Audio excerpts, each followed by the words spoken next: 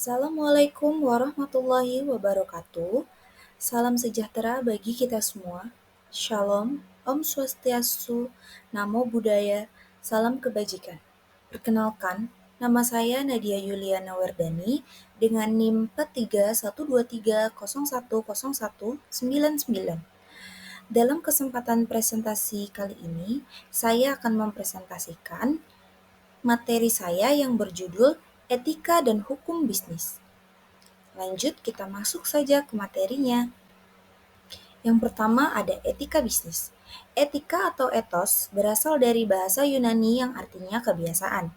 Etika bisnis adalah suatu ukuran main yang tidak mengikat, ilmu yang mempelajari bagaimana bersikap jujur dan adil.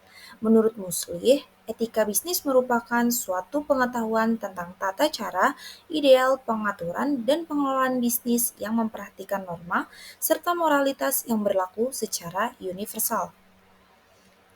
Lanjut ada hukum bisnis. Hukum adalah peraturan yang tertulis maupun tidak tertulis yang mengatur manusia dalam hidup bermasyarakat yang apabila dilanggar dapat dikenakan sanksi. Bisnis ialah keseluruhan kegiatan usaha yang dijalankan oleh orang atau badan secara teratur dan terus-menerus, berupa kegiatan mengadakan barang atau jasa maupun fasilitas-fasilitas untuk diperjualbelikan, dipertukarkan, dan disewakan dengan tujuan mendapat keuntungan, menurut R.B. Simatupang. Lanjut, hukum bisnis menurut Dr. Johannes Ibrahim, SHM. Hukum bisnis merupakan seperangkat peraturan hukum yang diadakan untuk mengatur dan memecahkan masalah terjadi, terutama selama aktivitas manusia ke manusia daerah perdagangan. Ada tujuan etika bisnis. Yang pertama, meningkatkan kepribadian karyawan.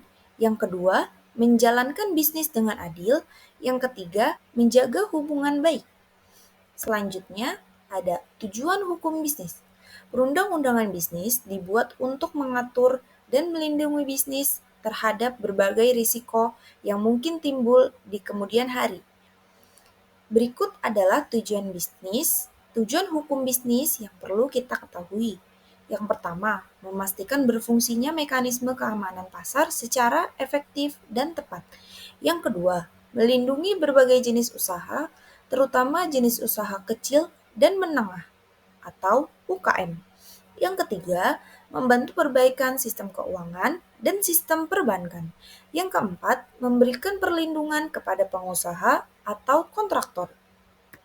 Lanjut ada prinsip etika bisnis. Yang pertama, ada prinsip otonomi.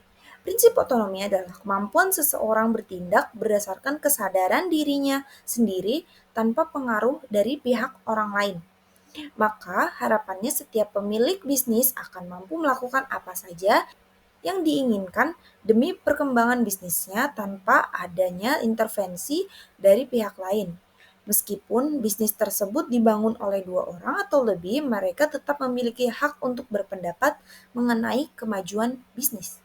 Yang kedua, ada prinsip kejujuran. Sifat terbuka dan memenuhi syarat-syarat bisnis. Sifat kejujuran ini harus ditanamkan dan berlaku pada partner bisnis, investor, maupun konsumen. Yang ketiga, prinsip keadilan. Prinsip keadilan artinya wajib atau mampu bersikap secara objektif, rasional, dan dapat dipertanggungjawabkan. Misalnya, dalam bisnis kuliner, salah satu pemilik aktif dalam jual beli setiap hari, sedangkan pemilik lainnya sebagai penyokong dana saja yang tidak ikut dalam proses jual beli, maka keadilan presentasi hasil itu juga harus disesuaikan. Yang keempat, ada prinsip saling menguntungkan. Tidak ada pihak yang dirugikan dalam bisnis. Jangan sampai sebuah bisnis dibuat dengan tidak mendapatkan keuntungan, apalagi tidak saling menguntungkan satu sama lainnya.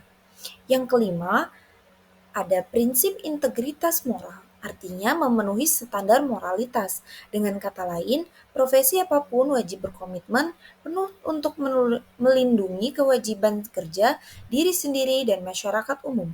Prinsip-prinsip tersebut penting bagi sebuah perusahaan yang melakukan usahanya sesuai etika bisnis. Jika salah satu prinsip tidak terpenuhi, maka akan mengindikasikan adanya pelanggaran etika bisnis. Lanjut, ada teori etika.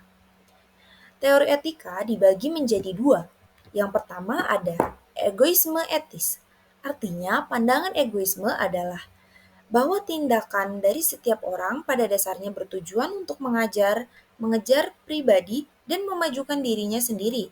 Hal ini sering terjadi terutama di bidang politik. Banyak dari mereka mementingkan tujuan egoisme etis ini. Yang kedua, utilitarianisme berasal dari bahasa Latin utilis yang berarti bermanfaat. Menurut teori ini, suatu perbuatan adalah baik jika membawa manfaat, tapi manfaat itu harus menyangkut bukan saja satu dua orang, melainkan masyarakat sebagai keseluruhan.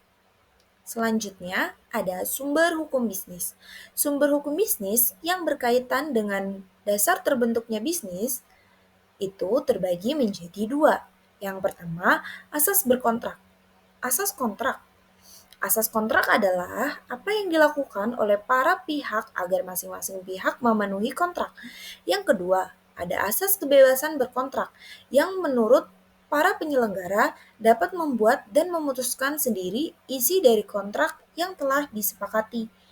Menurut perundang-undangan, sumber hukum bisnis yaitu yang pertama, Kitab Undang-Undang menurut Perdata, KUHP Perdata, mengatur baik hubungan kebendaan maupun hubungan antara perseorangan dengan badan hukum. KUH Perdata mengatur tentang jual beli, persewaan, pinjam meminjam termasuk kredit, dan lain-lain.